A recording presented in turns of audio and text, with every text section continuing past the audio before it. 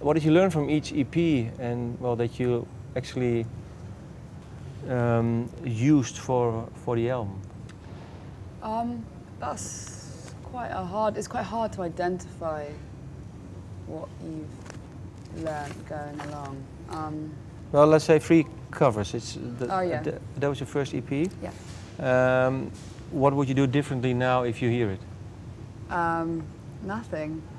I don't think. I recorded that in my bedroom at home on really bad quality equipment, and I think I wouldn't change anything about that. I think that's part of its appeal. And again, it was that really immediate thing. I could just sit down and do it, and no one interrupted. It was just by myself, exploring, having fun, playing with things.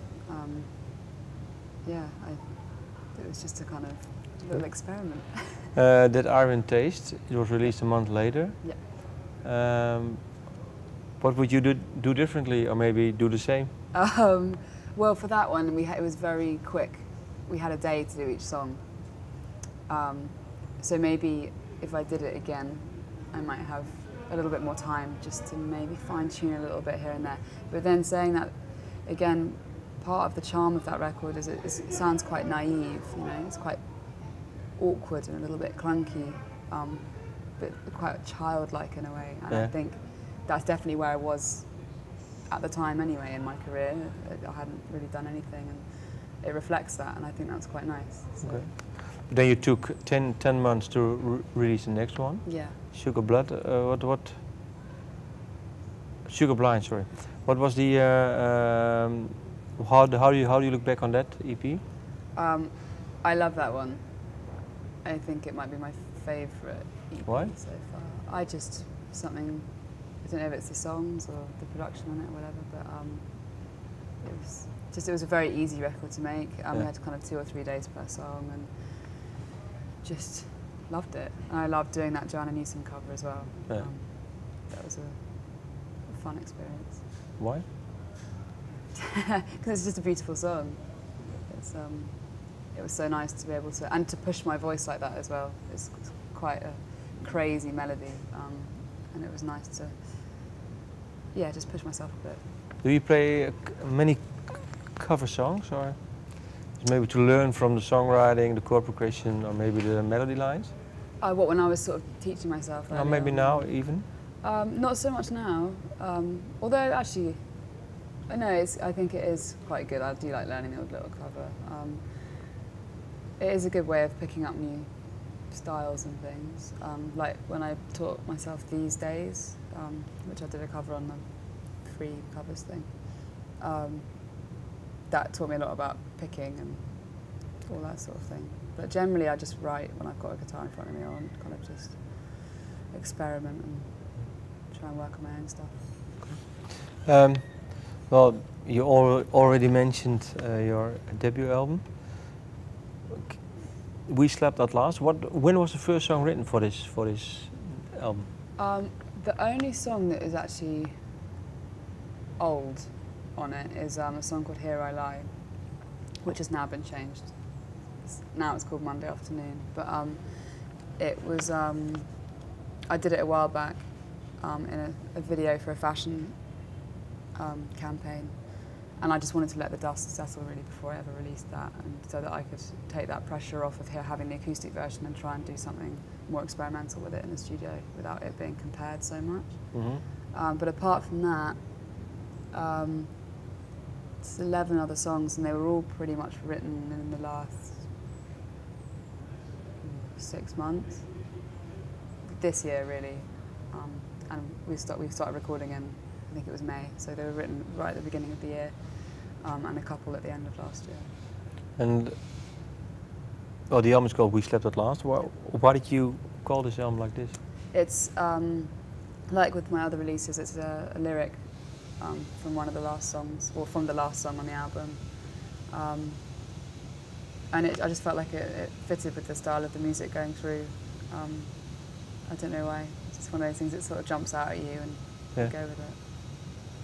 But maybe in hindsight, sometimes meaning of songs and maybe song titles an album title, maybe in hindsight, and maybe within once you finish the album, and then let's say half a year or a year after, you know what it's about actually. Does it also work for you? If you look at the songs now, well, the earlier song was written, like you were saying, at a fashion shoot. Yeah. Do you always know what your songs are about, or? No, not always. Sometimes, particularly with my older stuff, it's quite abstract, and I like to just play with words sometimes and pick imagery that I feel goes with a melody. It's not always about something. But yeah, sometimes they're more personal, and even when they're more personal, occasionally I can't actually identify that, and then I'll notice it, like you say, like a bit further on down the line, like, oh, that's what I was thinking about then. I see it now really clearly, having been outside looking back in. But it's hard when you're kind of in the middle of it. And the songs that you recorded for your debut album, are they old enough for you to reflect on them? I mean, what? I don't think so, not yet. I think they're still sort of, they're still quite fresh. But what are the songs about? Are there certain themes on the album? I guess there are themes running through. They all have a very similar vibe, I think. They gel together quite well as songs. And I think that's probably due to the fact that they were all written quite close to each other. But yeah, I mean, it's hard to be quite kind of open and frank about what songs are about when you're a songwriter, because there has to be a certain level of protection for yourself. And why?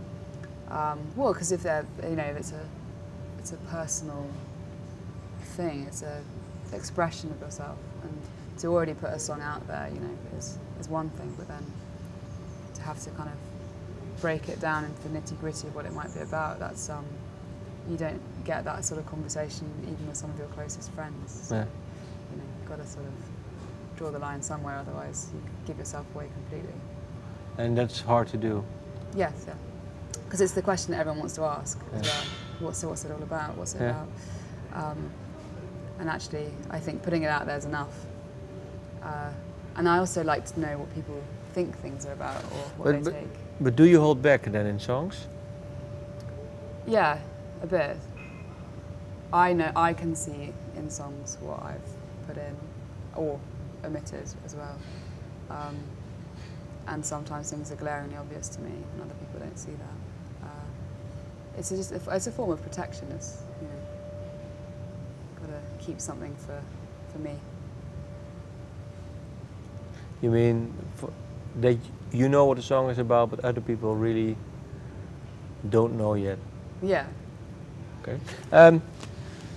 Well, there's been a little bit of, well, I don't know if it's all because of the press, but you are a bit getting to being well known. People are well, looking forward to your album. Does this pressure you? No, I think it's really exciting. I'd much rather be in this position and have people waiting for it to come out. I think that's I can't wait for people to hear it. So it's nice to know that there are people that want to hear it. Yeah. And if I start thinking about stuff like that too much, then I think it would become, you know, it would be a lot of pressure, yeah. Particularly before making a record. But I'm very good at sort of just blocking that out and remembering that I've just got to get on with what I've got to do to the best of my ability. And what do you want to achieve? What, in life? Well, yeah, maybe in music, but if you say, well, I just want to record 2 albums and then I'm going to do something different. And I'm going to move to an island. Yeah, I don't know. I would like to have a long career. I would like to be doing this for the whole of my life. Yeah, I mean, I enjoy it. It's full on. It's busy, but it's just something that I do, and I would like to carry on. But yeah, who knows? You never know how you're going to feel about things 2 years down the line. As long as I'm happy in whatever I'm doing, I think I'll be okay. Okay. We'll see. Yes. Thank you. Thanks.